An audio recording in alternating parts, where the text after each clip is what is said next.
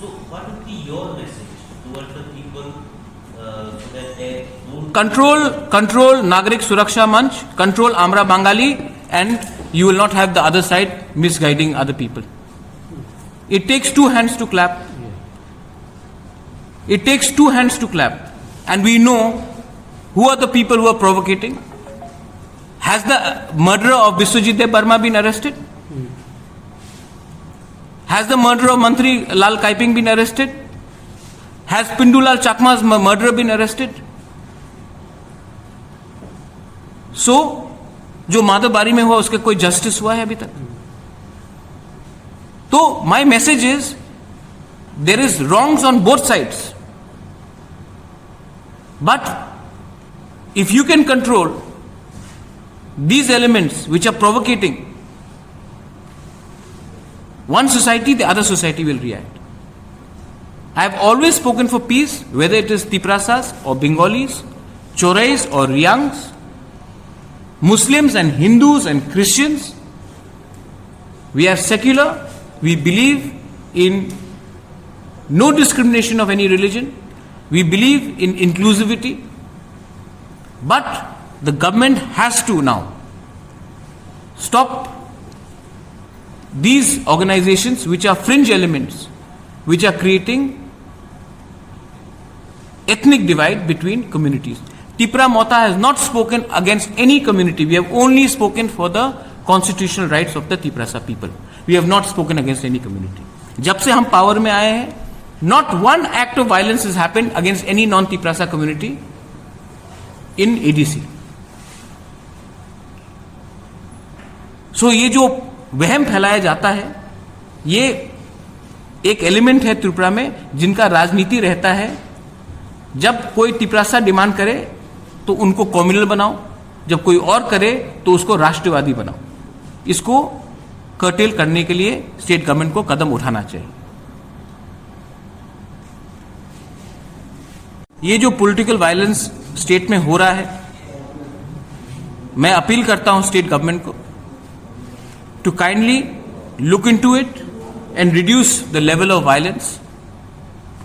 पहले से इकोनॉमी खराब है, पहले से कोविड से सिचुएशन बहुत प्रॉब्लम में है, और इस तरीके से वायलेंस होने से त्रिपुरा में कोई इन्वेस्ट भी नहीं करेगा, कोई बिजनेस भी नहीं आएगा. और इस वायलेंस से हमको क्या मिल रहा है? अगर इलेक्शन होना है 2023 में तो 2023 में बात कीजिए, लेकिन वायलेंस अभी से शुरू हो जाएगा तो नुकसान पॉलिटिशियंस को कभी नहीं होता है, कोई नेता को नुकसान नहीं होगा, नुकसान सिर्फ आम जनता का होगा. तो ये ड्यूटी बनता है, home is under the state government to ensure that there is peace and there is law and order. I am making it very clear. Law and order has to be maintained in Tripura, and the image of Tripura has to be maintained also. And ये बात आप त्रिपुरा मोथा से chairman मैं हूं, ये आप बात छोड़ दीजिए कि अलायंस किसके साथ होगा किसके साथ नहीं होगा. हमारा एक डायरेक्ट लाइन है ग्रेटर त्रिपुरा लैंड के लिए, और जो हमारे ग्रेटर त्रिपुरा लैंड को अग्री करता है राइटिंग में दे, अगर नहीं देता है तो हम अकेले पूरे इलेक्शन में लड़ेंगे. आज का तिपरासा पैसे के पीछे पद के पीछे नहीं भागेगा, त्रिपुरा मोथा पैसे पद के पीछे नहीं भागेगा. We are not going to compromise. मुझे चीफ मिनिस्टर नहीं बनना है, मुझे होम मिनिस्टर पीडब्ल्यूडी मिनिस्टर नहीं बनना है, मुझे ग्रेटर त्रिपुरा लैंड चाहिए, और उस इशू में we will not compromise. We want something in writing from under the constitutional guarantee from the government of India or whoever would like to come in front and talk to us. Maharaj, my last question. In certain parts of the state, the NLFT is trying to misguide the youth once again.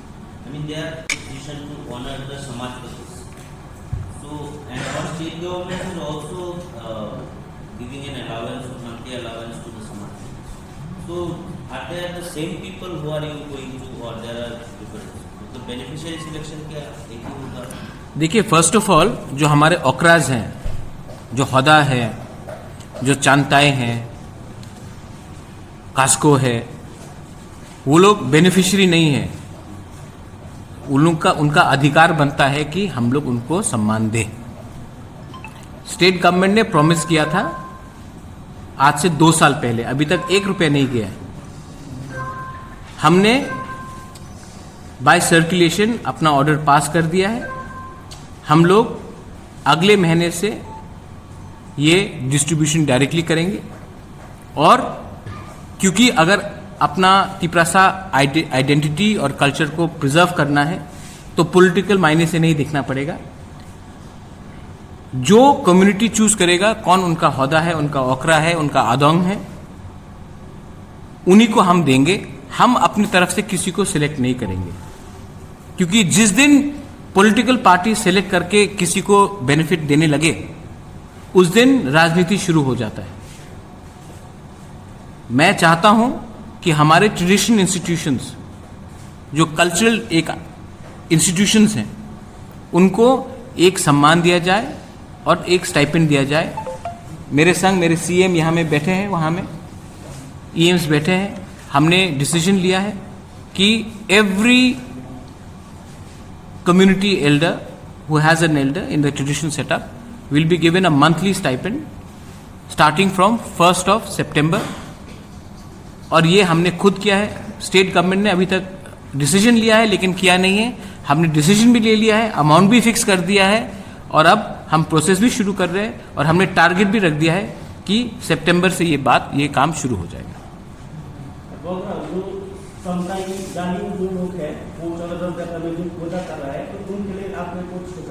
उनके लिए मैंने अपने तरफ से, क्योंकि 14 देवता में जो होता है वो रॉयल फैमिली की तरफ से भी होता है, मैंने उनको अपने तरफ से मैंने एक प्लान बनाया है।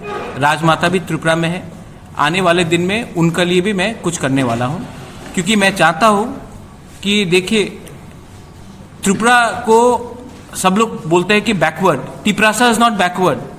Tiprasa was a kingdom. Tiprasa has a history. Tiprasa is a civilisation. तो अगर हम लोग अपने तिपरासा लोगों को इज्जत सम्मान, हमारे इंस्टीट्यूशंस को सम्मान नहीं करेंगे, जो ट्रेडिशनल सेटअप है, तो बाहर के लोग कैसे सम्मान करेंगे? इसके लिए ये जो कल्चर खत्म किया गया, कम्युनिस्ट ने खत्म किया ये कल्चर, क्लब को रिप्लेस करके आज जो हमारा सिस्टम इतना डिप्रिशिएट हुआ है क्योंकि एक पूरा मूवमेंट था कि हमारे पूरे ट्रेडिशनल सेटअप को खत्म किया जाए। आज इंडिया का जो सम्मान आता है वो सिर्फ आईटी से नहीं आता है, हमारे इतिहास से भी आता है। आज जो पूरा, अगर आप बंगाली कल्चर के बारे में बोलेंगे तो सिर्फ आज क्या हो रहा है उससे नहीं आता है, उनके इतिहास से आता है, उनके किताब से आता है, उनकी हिस्ट्री से आता है। अगर आप तमिलनाडु जाएंगे तो उनकी हिस्ट्री से आता है।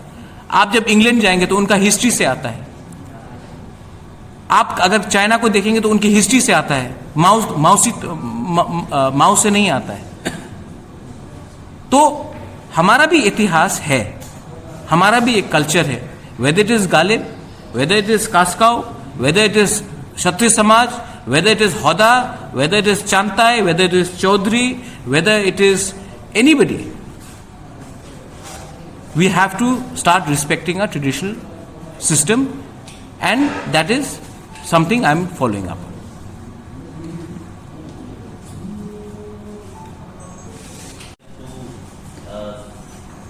फुटबॉल कंपटीशन तो वो कब से शुरू हो रहा है? वो 19 तारीख से शुरू हो रहा है। हम मेरे स्पोर्ट्स ईएम सुहेल देव वर्मा उसमें ज़्यादा आपको बता सकेंगे। हमारे सीएम भी यहाँ में है, पूर्णचंद्र जमतिया, वो बता देंगे। लेकिन drugs is a serious problem.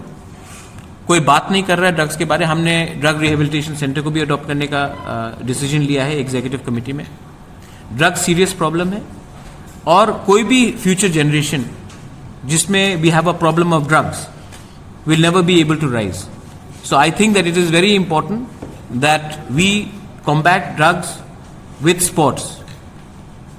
Yesterday, the whole of India was very proud when Neeraj Chopra won the gold medal. We are also very proud. That's the role model we should do. Role models should be sports people. Role models should be musicians.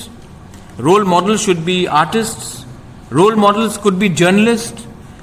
Not only politicians should be role models. I think the biggest problem in Tripura is we only look up at politicians and not other streams. I think the biggest role model, I mean, when Deepa Karmakar won, when Somdev Burman won, when Saurabhi Debarma won the Indian Idol, we all looked up to them. And I'm very happy. I really would like to encourage sports and youth activities amongst our students and the new generation in the EDC.